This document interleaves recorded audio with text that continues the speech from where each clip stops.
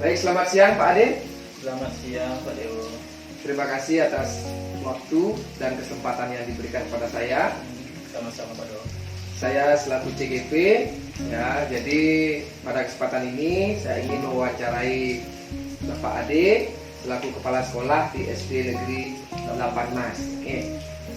Nah, jadi ada beberapa hal nantinya yang ingin saya tanyakan, ya, yang sampaikan beberapa pertanyaan itu berkaitan dengan praktik pengambilan keputusan yang selama ini Pak Ade jalankan, terutama untuk kasus-kasus yang dimana nilai-nilai kebajikan saling bersinggungan, atau untuk kasus-kasus dilema etika yang sama-sama benar.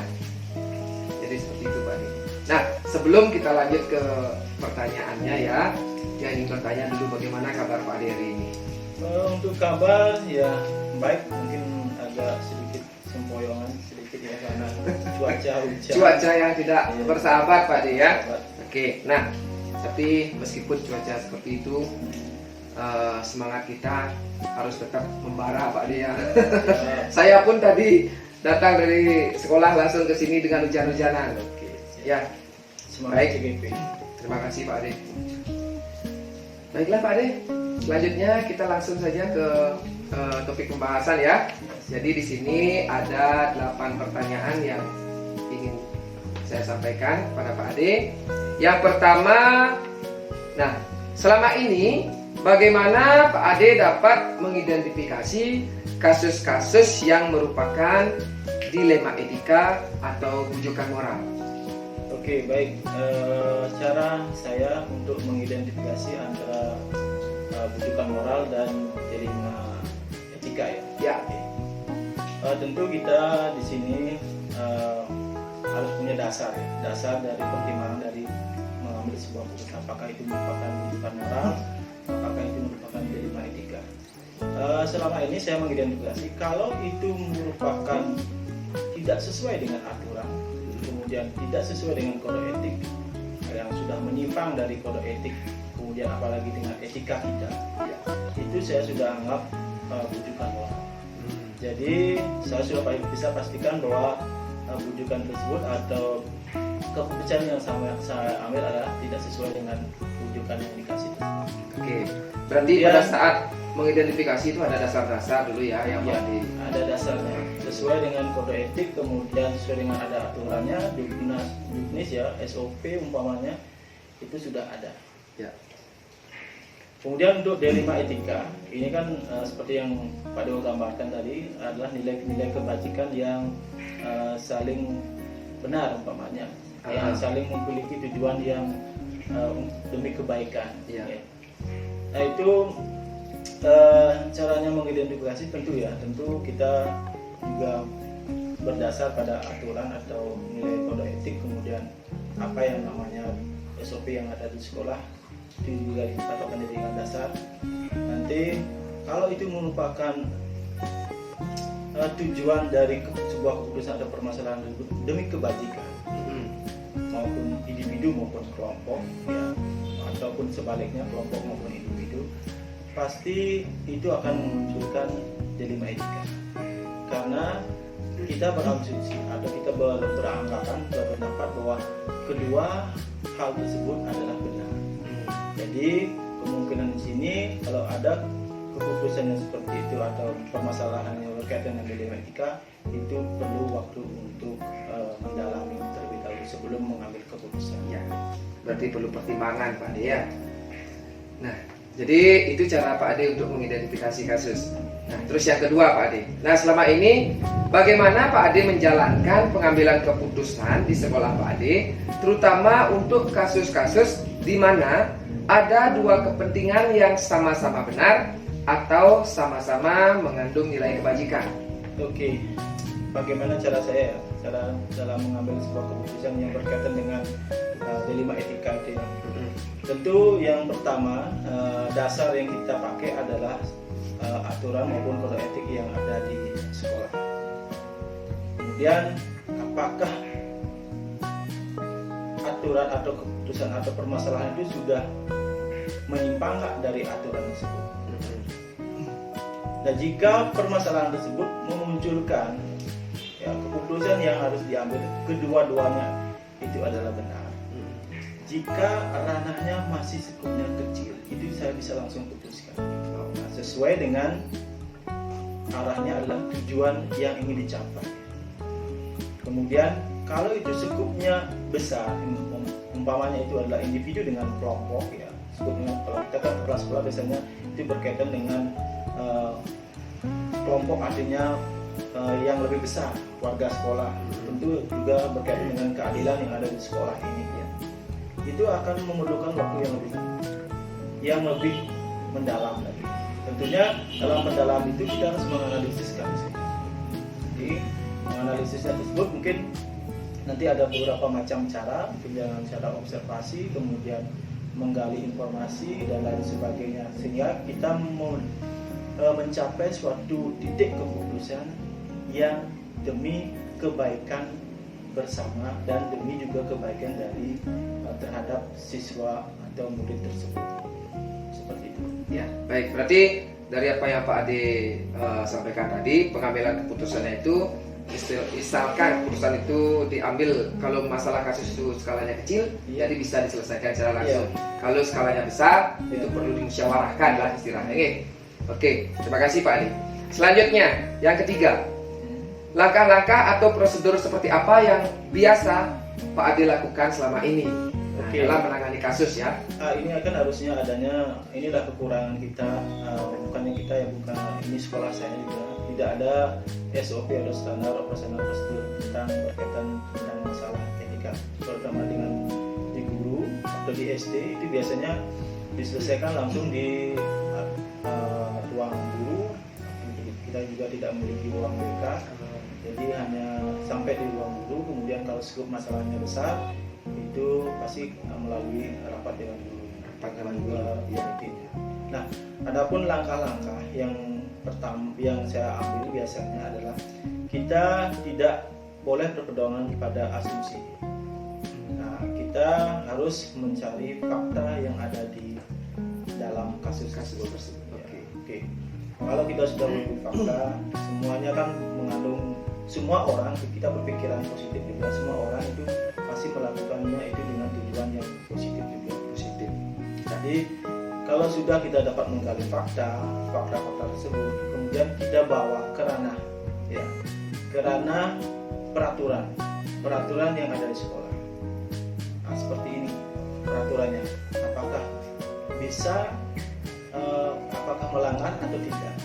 Kemudian kalau bisa tapi tetap melanggar, itu ada kebijakan. Nah, ini yang disebut dengan ini akan muncullah dilema etika tersebut, antara kebenaran melawan kebenaran, antara dua sisi yang sama-sama benar. Ya.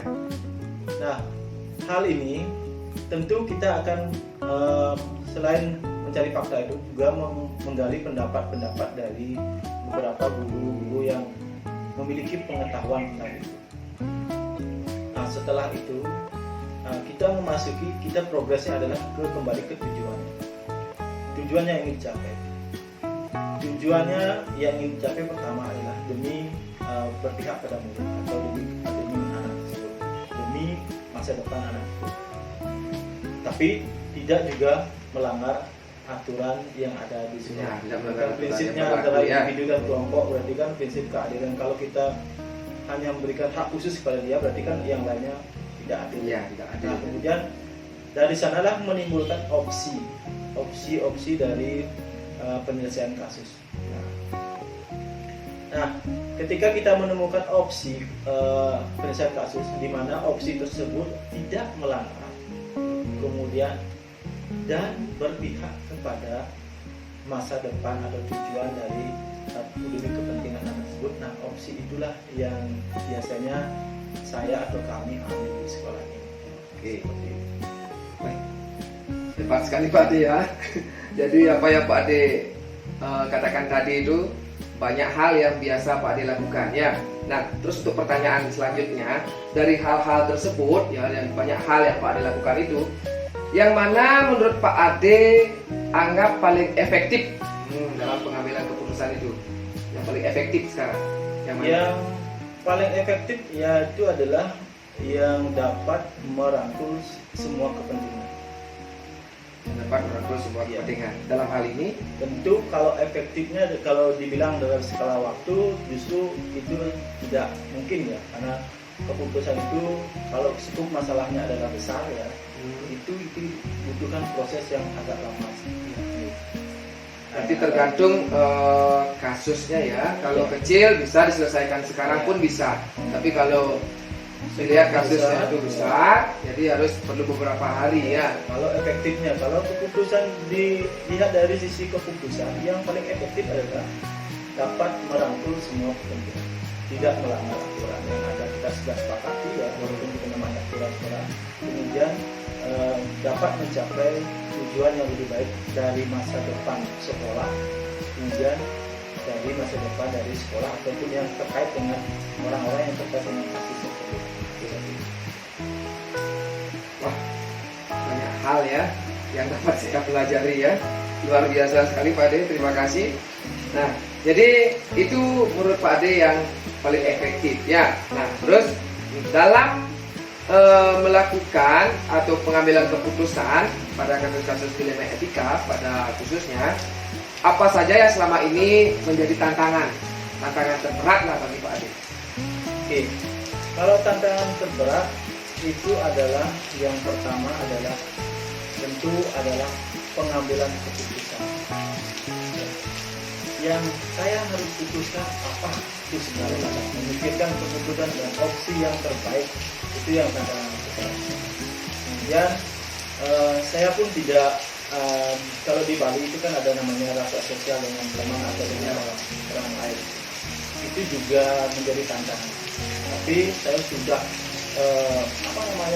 menjauhkan hal itu atau berusaha seobjektif mungkin ya. Maka yang tantangan yang paling besar adalah mencari opsi untuk yang terbaik dari semua kepentingan tersebut. Jadi dalam hal pengambilan keputusan ya Pak Ade Itu ya, tentu dalam pengambilan keputusan itu pasti juga ada pihak-pihak yang tidak terakomodasi.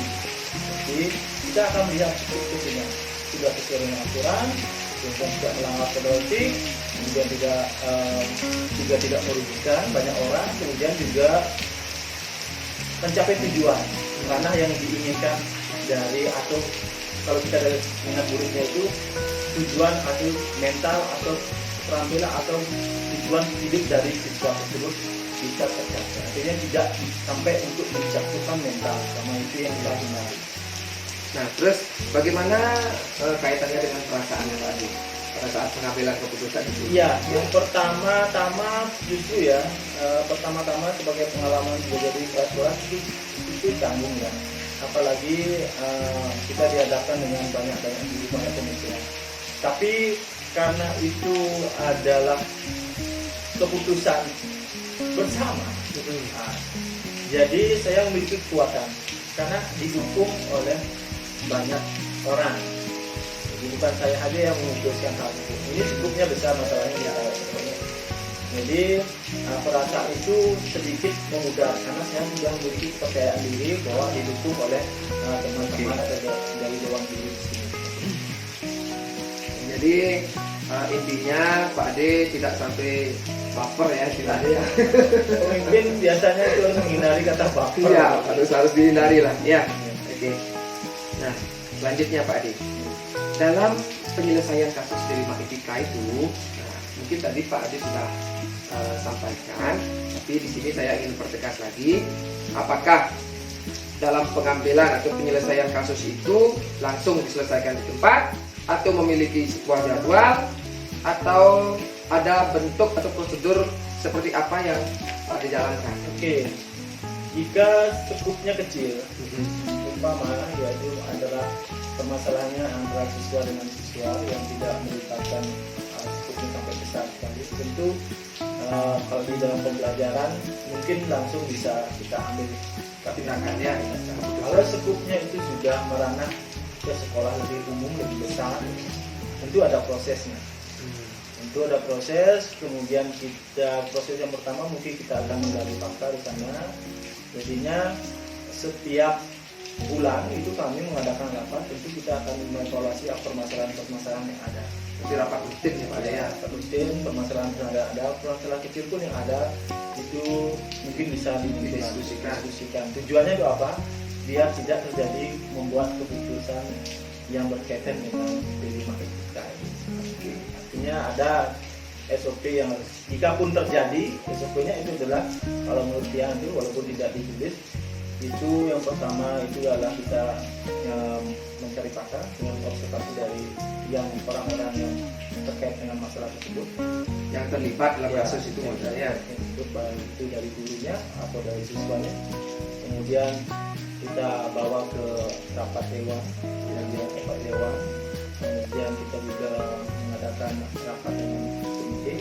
Kemudian setelah pertimbangan tidak opsi-opsi yang kita dapat, kita rembukan bersama mana opsi yang terbaik, itulah menjadi keputusan kita. Oke. Nah selanjutnya Pak Ade, dalam menangani kasus-kasus ini, adakah seseorang atau faktor-faktor yang selama ini mempermudah atau membantu Pak Ade dalam pengambilan keputusan terkait kasus-kasus dilema etika? Oke, kalau yang menjadi panutan atau menjadi faktor-faktor yang mendukung, ya, tentu yang pertama itu adalah rekan kerja saya. Rekan kerja. Oke. Kemudian yang saya anggap paling senior atau yang senior yang memiliki pengalaman, karena kasus ini mungkin tidak akan muncul ya tanpa ada pengalaman kita untuk mengatasi. Kemudian juga di sini juga saya memiliki komite yang sangat bagus sekali. Nah, itulah pertimbangan yang saya ambil. Jadi berdasarkan pengalaman, kemudian sesuai dengan aturan dan kode etik, tidak melanggar dan tidak merugikan banyak pihak. Nah, itulah yang diambil sesuai dengan aturan. Nah selain seseorang atau orang-orang yang Pak Ade libatkan itu, mungkinkah Pak Ade pernah menyelesaikan atau menangani kasus-kasus itu meminta pertimbangan kepada kepala sekolah di sekolah lain ataupun kepada pengawas Pak Ade?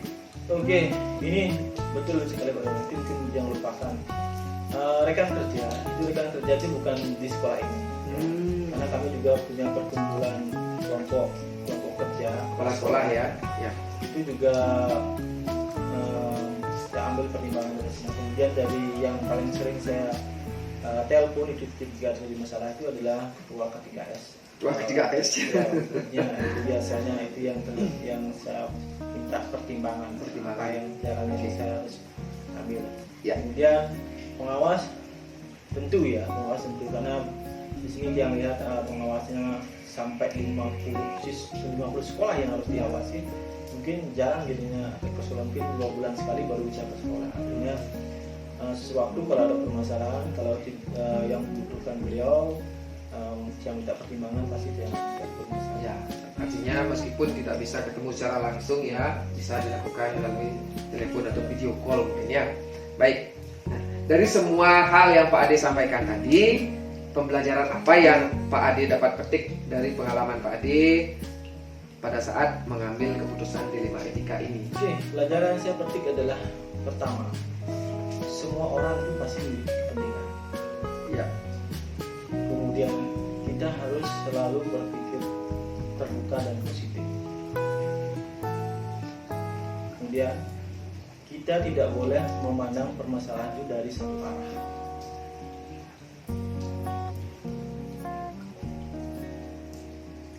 Kemudian berbagi dan berkolaborasi itulah hal penting yang bisa kita jadikan pijakan untuk dalam menyelesaikan permasalahan tersebut. Nah, seperti itu Pak Ade. Baik. Luar biasa sekali Pak Ade ya.